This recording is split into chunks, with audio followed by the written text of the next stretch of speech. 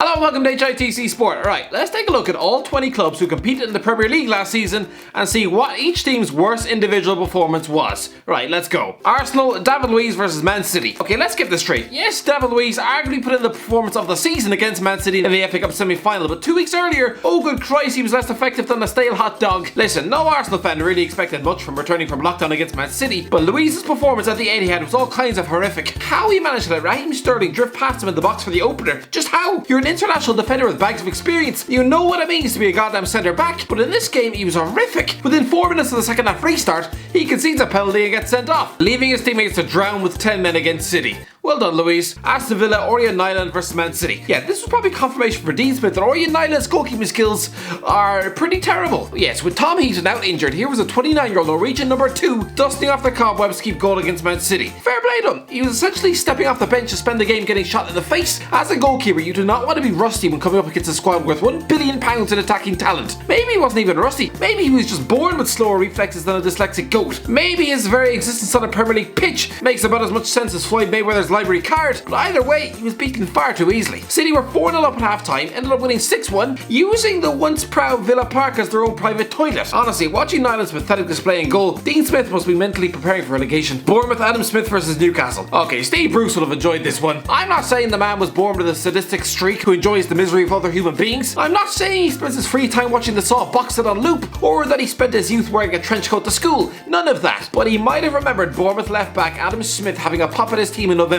saying they didn't bother to work for their winning goals at St James's Park. So then, by the time July rolled around, with Newcastle supposedly safe and on the beach, with Bournemouth fighting for their lives, clearly Bruce told Alan Saint-Maximin to ruin this guy's career. Listen, Smith has been a good servant for Bournemouth, but oh good Moses, he basically had his Premier League career and last shreds of dignity force-fed down his throat. Saint-Maximin spent the first half twisting him inside and out. It didn't help that Smith sat back and barely laid a toe on the Frenchman. He should be thankful this game was played behind closed doors, because were there Bournemouth fans in the stadium clinging to survival hopes by goddamn fingernail, they'd be trying to personally drag this guy off the pitch. Brighton, Adam Webster versus Man City. Yeah, Man City have almost torched every team in the league this season. I don't want to blame Adam Webster considering City are just too good, but yeah, in a 5-0 home defeat to City in July, he barely laid a glove on Gabriel Jesus. The Brazilian might as well have used chunks of his dignity and confidence to clean his car. Burnley, Eric Peters versus Tottenham. Listen, no Burnley players really let themselves down this season. Sean Dyche has a group of hard-working, honest pros in his team who will always go out and usually turn out 7 out of 10 performances every goddamn week. But there was a shocker at Spurs' new stadium last December. The Clars were thumped by 5 goals, with Son Heung-min racing almost the entire length of the pitch to score. Listen, the whole Burnley team defended like a bunch of drunken school teachers, but Eric Peters in particular, a former Dutch international, let's not forget, he had an afternoon to forget. And by that, I mean he spent the game playing like a malnourished zombie. Chelsea, Andreas Christensen versus Sheffield United. Okay, I know he only played the first half, but still, it was bad enough. It's a shame what's happened to Andreas Christensen's career. Under Antonio Conte, this guy looked like football's next great defender. He was linked with Barcelona, scored against my country. God, I hated that game. But now, he's not young anymore. He's 24 years of age, and clearly Frank Lampard doesn't rate him. Probably due to performances like this. In a race for the top 4, you need to turn up at Bramall Lane with your concentration intact, not spend the first half being bullied by Alec McBurney. The guy couldn't handle David McGoldrick either. They both scored. By the way, the latter had never scored a single Premier League goal in 33 years of life. Christensen might as well not even have been on the pitch. Christ him up, he should be thankful Roman Abramovich wasn't at the game, or he'd probably have had him whacked in the tunnel. Crystal Palace, Mamadou Sacko versus Leicester. Rarely is a performance so bad that you have to personally apologise to your teammates after the game. Christ him up,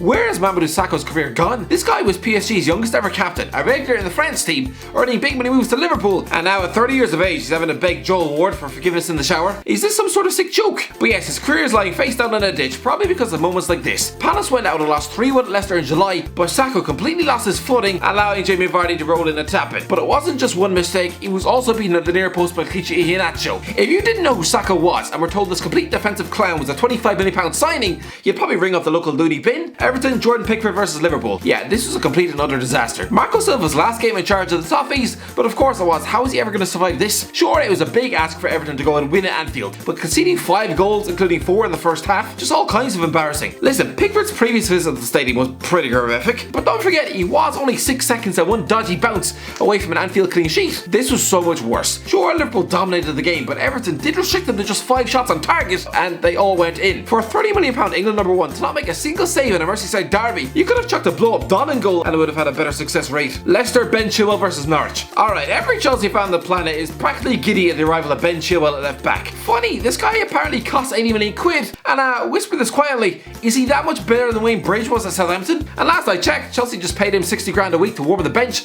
and have his wife nicked by the club captain. Allegedly, of course. For all I know, JT's still a virgin. Anyway, Chilwell's a decent player, but never in a month of Sundays is he worth 80 million quid. Especially when he's prone to games like this. This is the reason Leicester didn't make the Champions League. For spending the second half of the season half asleep.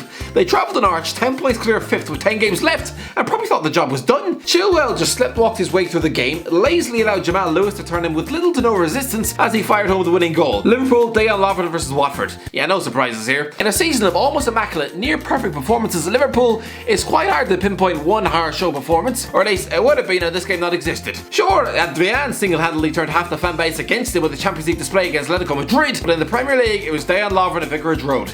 Troy Deeney completely bullied him from start to finish, and Lovren, a World Cup and Champions League finalist, who seemed to believe he was one of the best defenders in the world, lost nearly every aerial duel, helped his team lose 3-0 to a team on the road to relegation.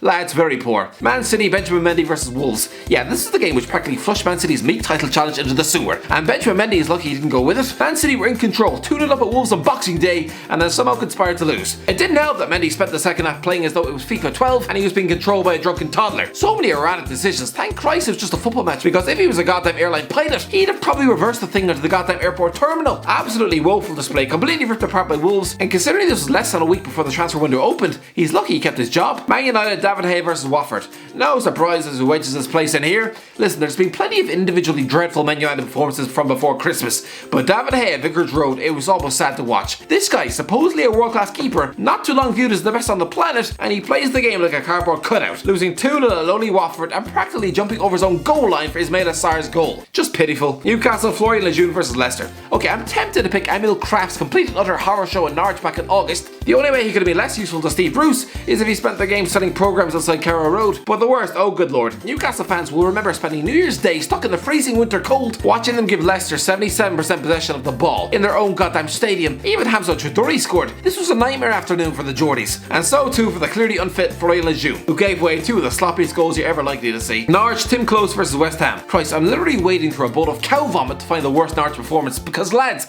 there's been so many. How about the 4-0 home defeat to West Ham in July? This was a game Norwich needed to win to stay up, and they instead just let Mikel Antonio score 4 times. Nothing screams we don't belong in this division more than that statistic. Anyway, Tim Close was particularly dreadful in the heart of Norwich's defence that afternoon, almost falling over his own feet every 6.5 minutes. Sheffield United, Phil Jagielka versus Man United. Listen, Phil Jagielka is as old as time itself, so I don't want to pick on him. But is it any coincidence that the few times Jagielka played this season, they conceded a bunch of goals? I'm going for that home game with Man United back in November when they were 2-0 up, only for them to concede 3 times in the second half. Sure, they managed to claw themselves a point, but Jagielka, putting him up against the pace and youth of Man United's front line, it was just a bit of a mismatch. Southampton, Angus Gunn versus Leicester. Alright, I could pick any Southampton player from that embarrassing wretched 9-0 home defeat to Leicester, literally any, but let's go for Angus Gunn. He probably thought he'd never be able to match his dad for footballing shame after he was sacked as manager of Norwich for losing 7-1 at home to Colchester in League 1, but this was arguably worse, becoming the first Premier League goalkeeper to concede 9 in his own goddamn stadium. Yeah, he hasn't been picked for a Premier League game since, and most likely will never play in this division again. Tottenham, Ben Davies versus Sheffield United. Listen, Ben Davies is a good left back, but good Christ, this was an afternoon to forget. Last month, Tottenham travelled to Sheffield United and put in a defensive showing which would have had Mourinho coughing up a kidney. Spurs lost the game 3-1, but Davies in particular, I'm not sure he won a one-on-one battle all game long. Slow to the ball, a complete lack of defensive awareness.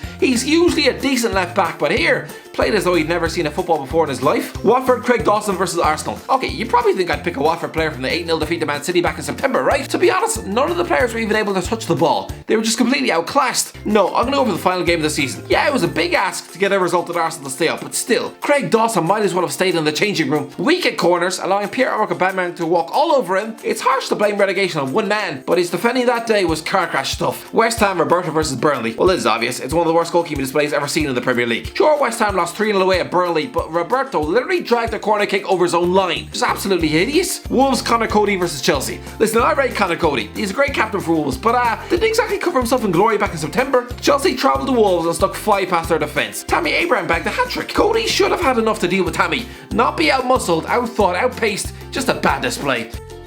Anyway, that's the end of it, lads. Let me know what you think in the comment section below. If you enjoyed the video, don't forget to like, share, subscribe, and as always, I'll talk to you in a while.